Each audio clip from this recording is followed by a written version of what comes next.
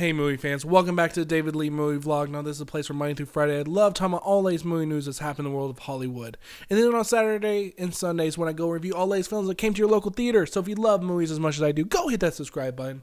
So the first movie I'm going to be talking about today is No Good Deeds. Now No Good Deeds stars Andrews Alba, who's basically playing this mass murderer who goes and kills women, but is trying to go on parole. And on his way going back to the prison after getting his parole voided, he goes and breaks out. And so now he goes and decides he's going to go visit his girlfriend, and all hell breaks loose. Let's take a look at the trailer, then let's start talking about this terrible, terrible film. Mr. Evans fits the criteria of a malignant narcissist. Acts of rage frequently involving the attentions of a woman. You look so beautiful when you sleep. When I was in prison, I thought a lot about you. Colin, I tried to wait. No, you didn't. There's violence in this man. Your parole is denied.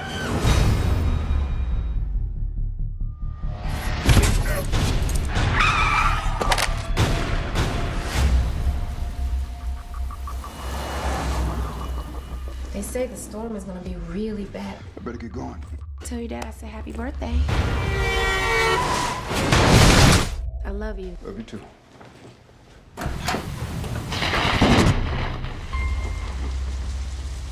That's very good. Big girl. Okay, finish cutting that up, baby. Put it on the plate and then come over here and eat, okay? I'm sorry, I don't mean to bother you. I just lost control of my car and wrecked it. Are you and alright? I'm good. I just had it. Oh my God. Do you think I could use your phone? You live around here?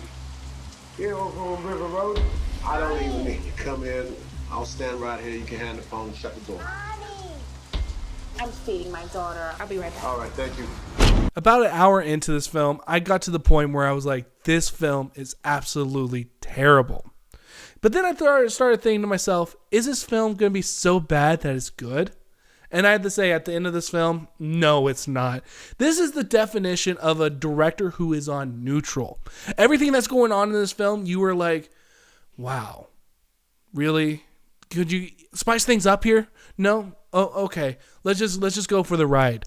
And I had to say, people, with a movie like this, it's showing me why people are not going to the theater anymore. Because they can get a better experience on their local television show than they can at the movies. Now, this film had two really good actors in there, in Idris Elba, and I cannot remember the female who plays the heroine in this film, but these two actors I know can do a really good job. I've seen them do good jobs in other type of pieces of work, but not in this film. This film, the directing is so neutral, the writing is horrendous. I mean, there was a point in this film where I was just like, can the people please stop talking? I mean, there was one character in here that was just so bad that I was just like, what the fuck am I actually watching? And it was at the point where you meet the main character's best female friend. And she comes out as this huge ass fucking slut. I mean, this is like the sluttiest of the sluts. I mean, there's a point where she meets Idris Elba and she just has her legs basically all wide open. She's like, dude, plow me. I'm ready for it. And I was just at the point where I was just like, really? Is this the type of film that I'm watching? And it doesn't even give you the good parts. I mean, this film, from the trailers alone, I was thinking, hey, maybe this possibly could be one of those just really dark and just really creepy type of films. But with this PG-13 rating, you could definitely tell that the director could not really do anything that was anything in the line of creepiness or anything in the line of darkness. No, this film was just a paint by numbers type of film that at the point where you see the main female character fighting back, you see that this film almost became like a Mike Myers, Freddy Krueger type of thing, where you see Idris Elba getting hit so many times with like knives and everything, and nothing is stopping him. And I was just like, what the fuck am I actually watching? Are you telling me that this guy really can live through all that?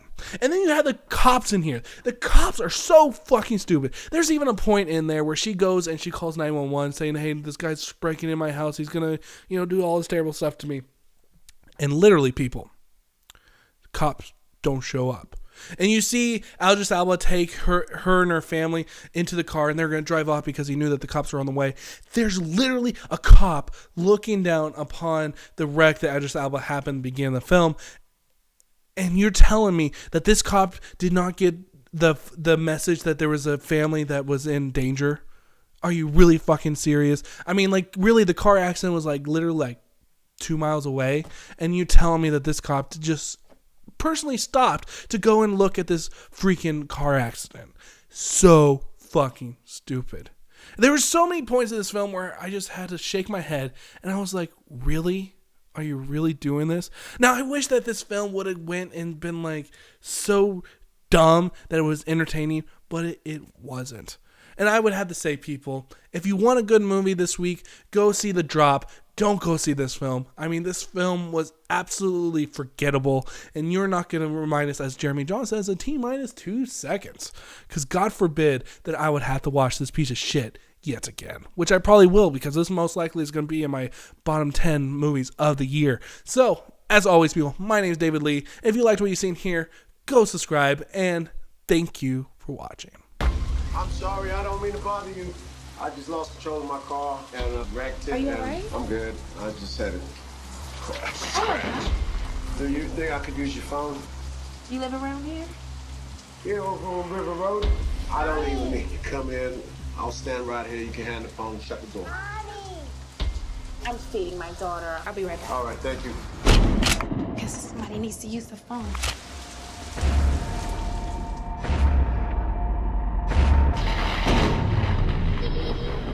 Let's do it. Let's go. And up to the sky. Put her down!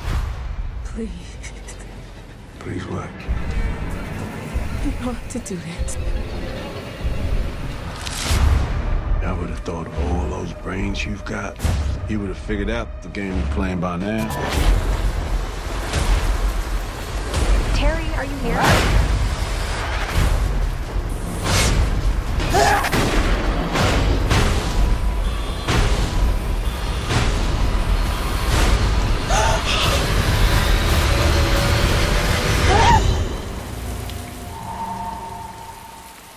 You've reached 911. Hello, yes. There's an intruder in my house.